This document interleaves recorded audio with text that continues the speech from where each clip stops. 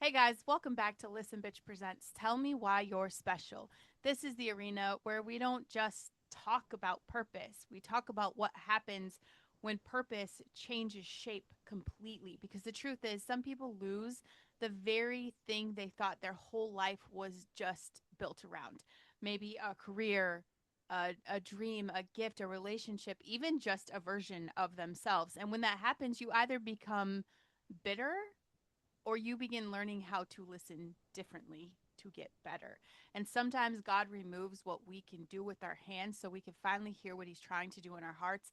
And suffering has a strange way of slowing people down long enough to pay attention. So today we're going to talk about loss, artistry, identity, calling, beauty, grief. What happens when God rebuilds your life through unexpected doors?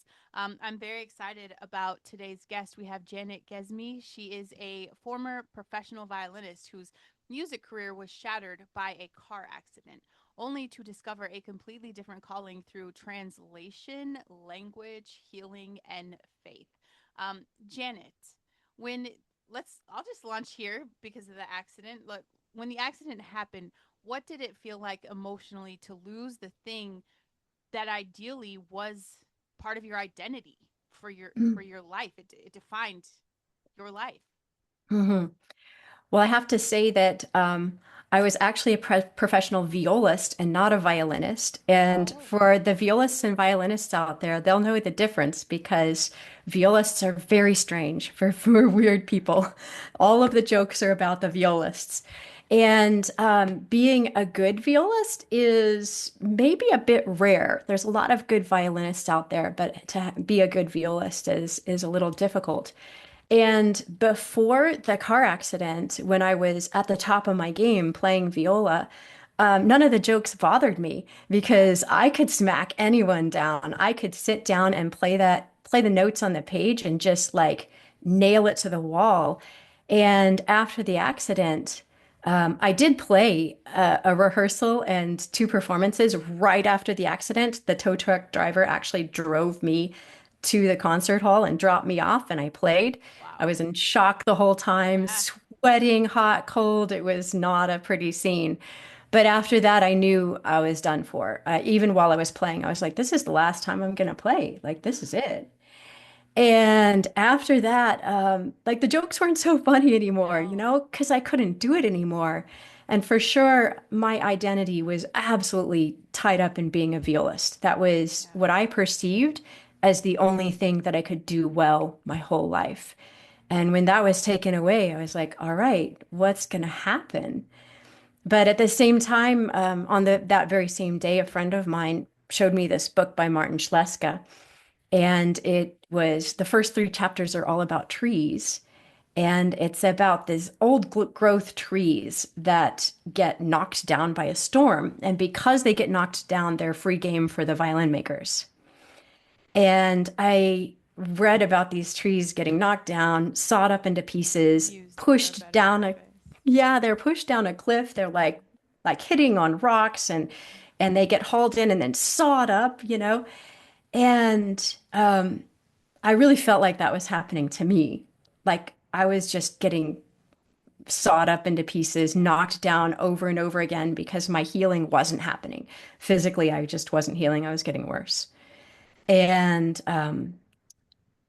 I knew that God was going to do something new, and I wanted him to show me right away. Yeah. Because Because that's we're human. yeah, I was like, Yeah. this is I want to know now what's going on, but I didn't know. Yeah.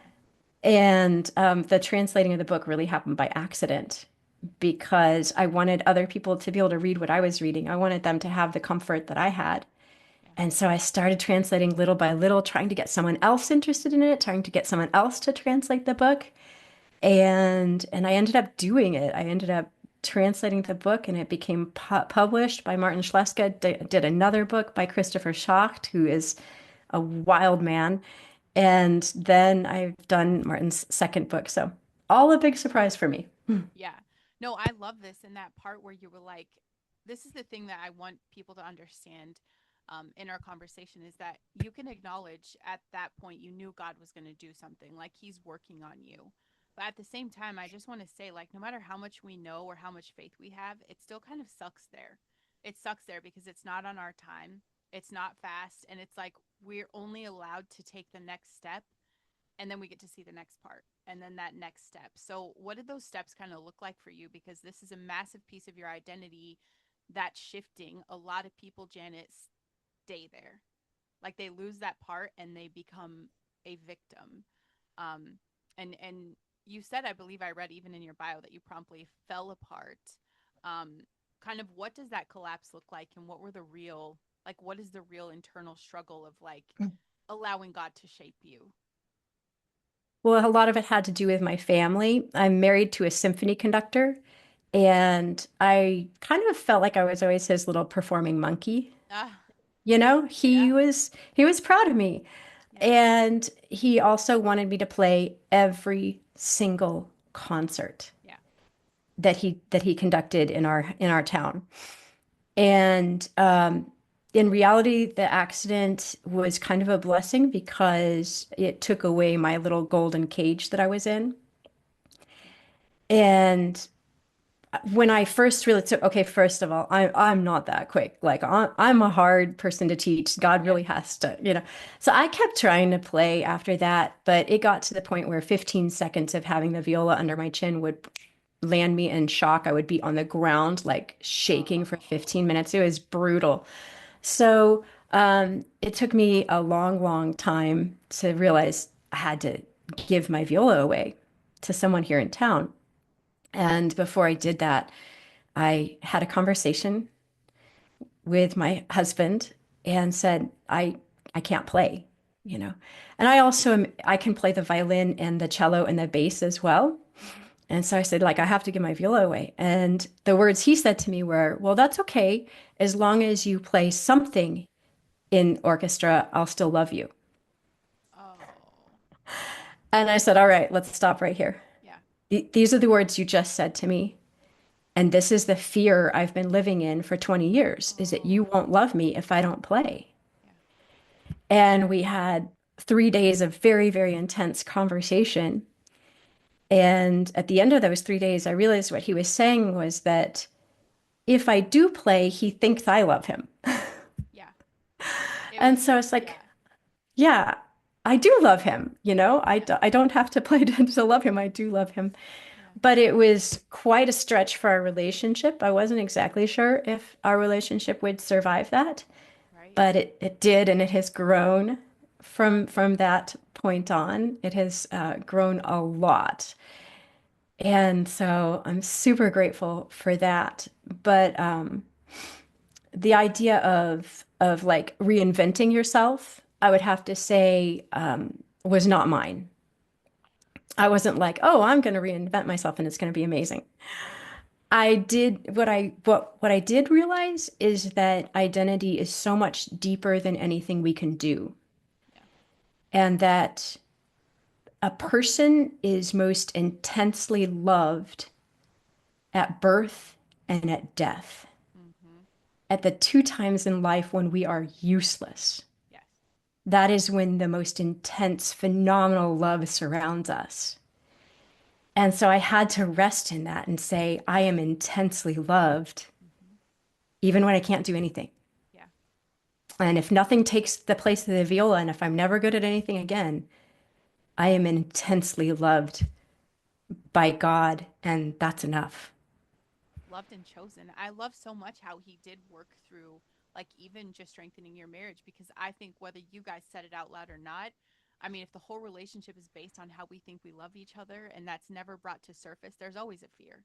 There's a fear of, he's like, what if what if I'm not the conductor anymore? And she's like, what if I don't play anymore? And I mean, just the truth in that coming out. I can imagine once you chip away that fear, that's where the real vulnerability, probably where your guys' relationship best started. That's the real stuff. We get to the real stuff. I love that so much, and I'm glad to hear it's good news and not that he was like, well, you can't play. We're done here. Um, I want to ask you, why do you think that beauty matters so much during the most painful seasons? Hmm. I think my understanding of beauty was completely changed by the work of Martin Schleska. Yeah. because what is beautiful, he really maps out in his book as being a balance between opposites. Yes. And so many people want to hold on to their own strength and not give any value to the opposite of their strength. Hmm. And their opposite of their strength is also super, super important. So, beauty, first of all, the first lesson I had to learn was this crazy idea of that the sound, tone wood, this beautiful, amazing wood that is going to create violins and violas and cellos, is created in the most silent living thing on earth. And I really felt like I was silenced at that time in my life, Yeah. that I had to sit still. And these trees, they grow at the timberline, they grow where there's almost no soil, just thin soil, little bit of water, very little sun because they grow so tightly together. They barely have enough to survive. Wow. And that fact is what makes them so strong. It makes their rings super, super tight. And so, in this quiet living thing, the sound is being produced. And for me, that time of my life, like I realized I had to learn the lesson very slowly but surely Yeah.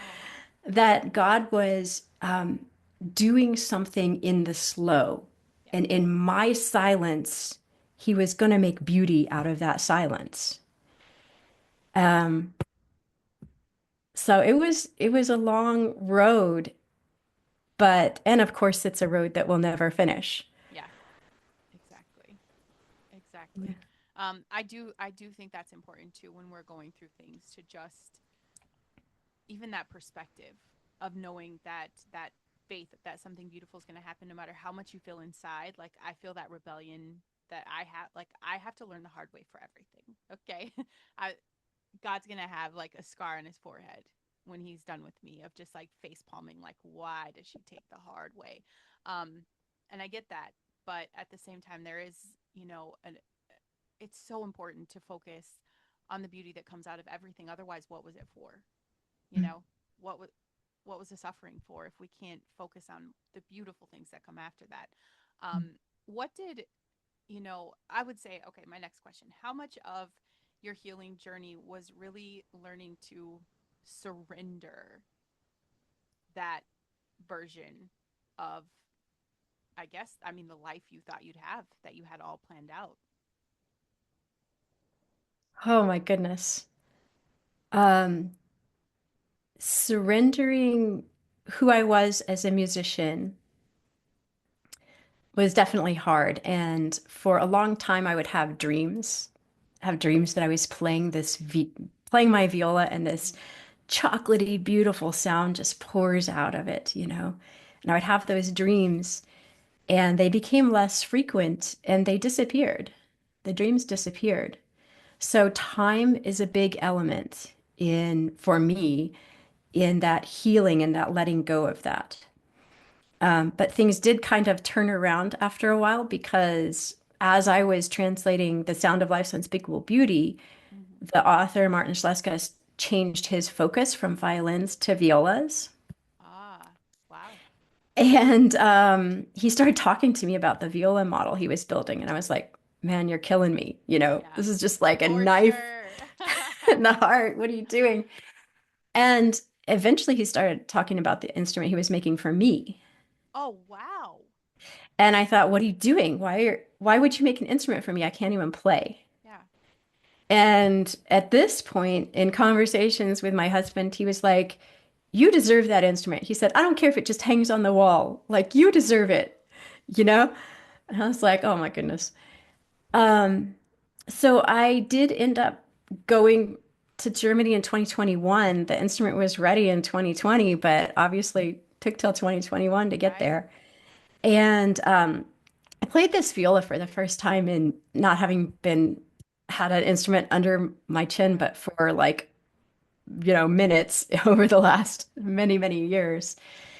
And it was super confusing to me because I was trying so hard Yeah. and it wasn't working.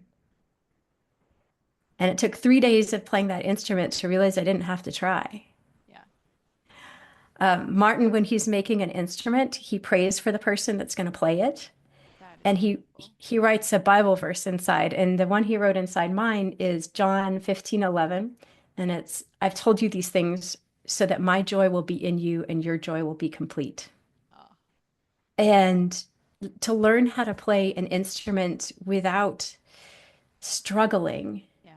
to just let it go, it was a pretty new experience. So I do play again. I'll never be the violist I was because God has changed my priorities. My priorities are really the languages. I love interpreting too. I interpret Spanish and Russian. It's so much fun. I love when someone walks in a room not feeling like they're going to be understood Oh, or heard and making them understood and heard. I love that.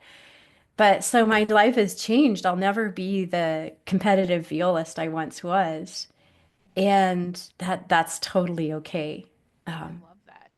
yeah. What does translation give you emotionally that music no longer could really? Or did it give you something that music never did? So there are different kinds of things because when you're playing, it's very much like prayer, and you do bless people like in that instance, in that exact moment. It's a blessing for people. But the books, oh my goodness sakes. Um, like they have such depth and such like rich things to offer people. The ones that I have that are going to come out after this, there's one about death. Oh man, it's so good. It's amazing. I have a friend who's like, don't lead with that. Don't tell him about it's about death. And I'm like, it is about death. Yeah. And it's great. Yeah. But and it's a book that I translated and then a couple of years later my father passed away. And during those last days with him, it was such a sweet, precious, beautiful time with him. So lovely. And I don't think it would have been that wonderful had I not translated this book. So the books have a whole nother dimension of what they can offer people in strengthening them in different parts of their life. So I'm really, really excited about giving that to people. I want to give them that gift. Is there ever pressure for you to just be able to translate everything that the writer makes you feel to be able to pass that on, like to honor their voice still in that translation? Is that pressure or is it easy for you? Are you just like, this is easy? It's different with every author. Yeah. Um, and my goal is always to write what that author would have written had they been born speaking English. Okay. So I want to slip into their skin Yeah. and know what they're feeling when they say something. And I struggle a lot over texts because I really want it to capture a spirit as well as words. Yeah. And that's a big ask when you're going cross culture Yeah. because people feel different things due to the culture that they're raised in. So, but like with Christopher Schacht, he wrote Around the World on 50 Bucks. We Skyped every week while I was translating it. Yeah. And it was just such a blast. So Yeah. he would read over what I had just translated and we would talk about it and see what we could make better. So easy to work with him. It was so lovely. Yeah. The work of Martin Schleske is a whole nother story because it is very, very complex. And when I first started, people back in Germany, they were like, you can't translate this book. This book is not translatable. Yeah. You can't. It's not possible. And I'm so glad that I didn't know anything about translating when I started that book Yeah. because um but with his book, it's a lot like taking a ball of yarn that has just been totally tangled Yeah. and you've got to straighten it all out and pull it out and and massage it and get it all nice and flat and then you have to rewind it Yeah. because the way the German brain thinks is so different than the English brain. the way they organize things. They'll start a paragraph with the beginning of an idea, like literally a verb can be separated from the very beginning of the paragraph. Part of that verb will happen, Yeah. and it won't happen. The end won't happen until the end of the paragraph. English speaking people cannot do this. Right. We're like, Right. no, no. So with his stuff, without a doubt, there's a lot of wrestling with the text, a lot of asking experts in different fields, how do you say this? Does this make sense using your vocabulary?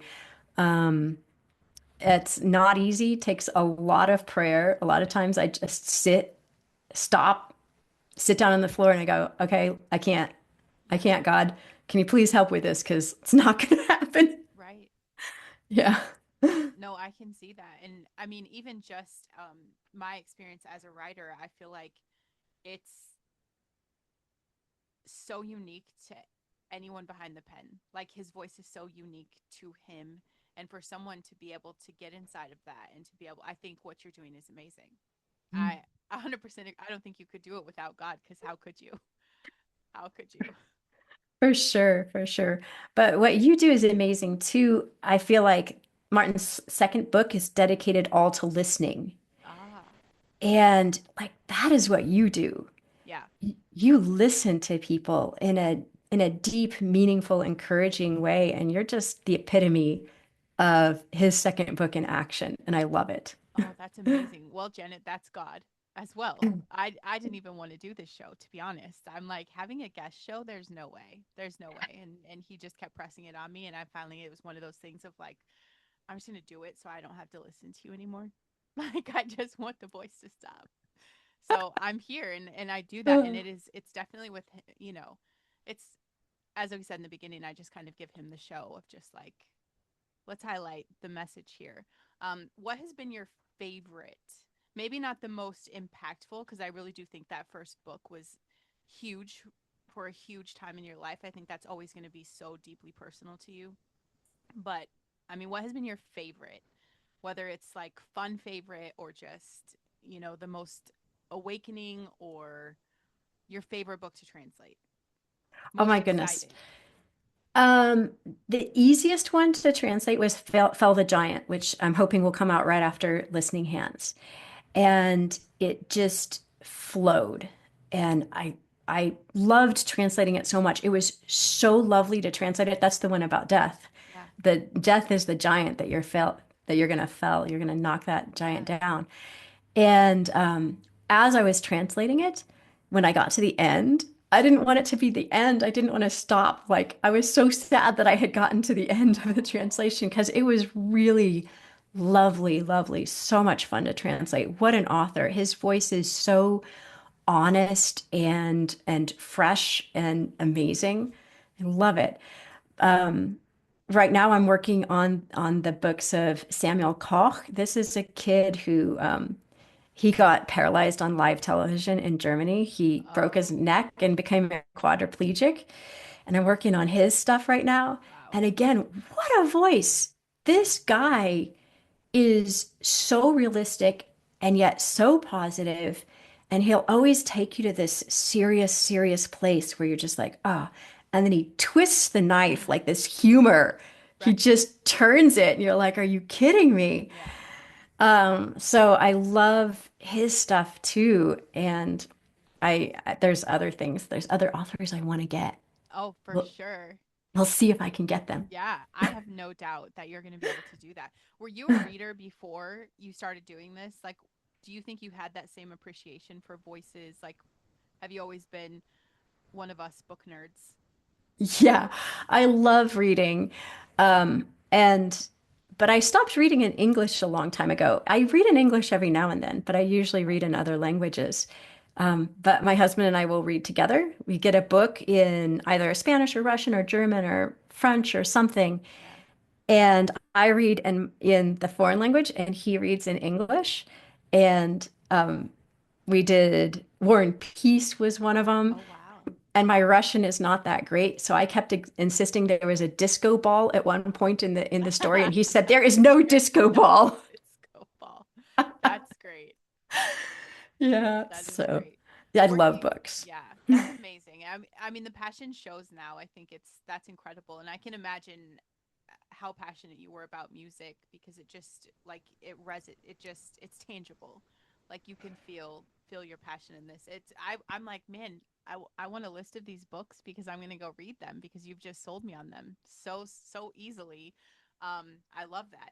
You working Yay. with language constantly, what fascinates you the most about the way that humans communicate meaning? Oh, the variety Yeah. is crazy. My order of languages are English, German, Russian, Spanish, a little French, Hungarian, and when I hit Korean, that was like another world. I felt like I had gone to another planet. Everything I had previously assumed was true about all languages didn't exist anymore. The ground beneath your feet is completely different in Korean. And it just blew my mind because what's important in the Korean culture is not important in ours, and what's important in ours is not important in theirs. Wow. So verbs are conjugated based on our relationship, not who does the action. Okay.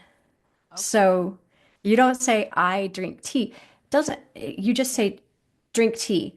Yeah. But the way you say drink tea, you can say it in like 34 different ways Wow. of the different manners of like Yeah. how formal we're being with each other, how warm we're being with each other. If it's new information, old information, if I expect to agree, um if I want your input back or I don't want your input back. All of these things, I was like, oh, ho, ho, ho. Yeah. Um, and then you think, I know so few languages. What others are out there and how do they categorize life and how do they look at it? Yeah. The variety is endless. That's amazing. Out of all the languages that you study, is there one that makes you feel just like emotionally dramatic? Dramatic, Yeah. that would be the Korean. Korean. Yeah. 네, Yeah. 맞아요. That's Oh man. amazing. I love that so much. Wow. Yeah. What would you say to someone listening other than they need to read all your books? What would you say to them, to someone who just feels like life kind of took away the thing they love the most? What are your words of wisdom for them today? Hmm. My words of wisdom are that we're all interpreters, we're all translators. And everything that happens in your life, everything you hear, see, taste, experience, you are interpreting that. You're translating that into what's important. And you get to decide to either put that whole hot mess in God's hands Mm. and watch him make a masterpiece out of it. Or you get to decide to do what society tells you, what social media tells you. Social media tells you it's so cool to point out how bad things are and Oh. how bad people are. Mhm. But you can choose to buck that trend and you can choose to focus on the good, focus on what is being built and what is being healed, the new that is being created. As I grow older, because I'm 54, I know older people would laugh at me to call that older. They'd be like, ha ha ha. Yeah. But every single stage of life has a blessing, and you can bless each other through every stage of life in a different way. So I would encourage them to interpret and translate their life through the lens of what God wants to do for them. I love that. How can we get resourced with you? Can we find, is there a place where you have the books that you've translated listed? I have a website. It's Yeah. called janetgesmi.com. And you can buy the books that are available there. You can also go down to you can go and click, let me know when a new release comes out. So the books that are on my heart that I'm hoping to get out, you can find out when those come out. If anyone wants to be on a launch team, I'm doing the launch team for Listening Hands right now, Martin Schleska's second book. So if people are like really deep readers, deep thinkers, they're welcome to join that launch team. That would be awesome. I love Well, Janet, this is the part of the episode where I get to tell you what I think makes you special. And it's not just that you translate books, though that is incredible. And I'm just in awe of, I mean, your brain. Like, I love your brain. It's amazing. It's that you translate suffering into meaning. And, you lost something deeply personal, something that shaped your identity, your purpose, your way of expression in your life. And instead of letting that pain harden you, you learned how to listen, to listen to beauty, to listen to language, to healing. You listen to God. And now your story is out here to remind people that sometimes what feels like an ending is actually a beautiful redirection into something deeper and more amazing than you could have ever imagined.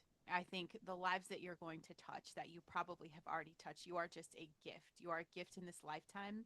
And we can all say we're sorry for the loss that got you here, but what a beautiful gift to have you in this experience being willing to translate other people's words and bring that to life so that everybody can get a piece of that. I think that's powerful. I think it makes you incredibly special. You are doing God's work. To everyone listening, you guys, please pay attention to the seasons that break you open, because sometimes the loss that you're grieving is also the thing that creates space for a completely different calling. God does not waste suffering, even when you can't understand it yet. And sometimes the life that you end up loving the most is the one you never would have chosen at first. So I'm just saying, be present, be honest, listen, listen.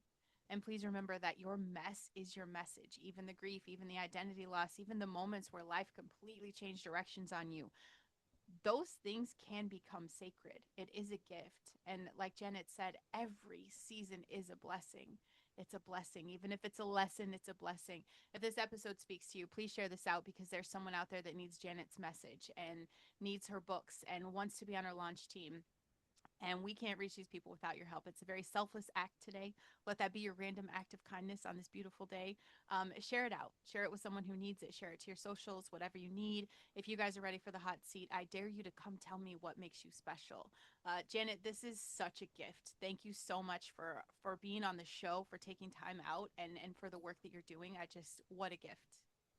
Thank you, Brandon.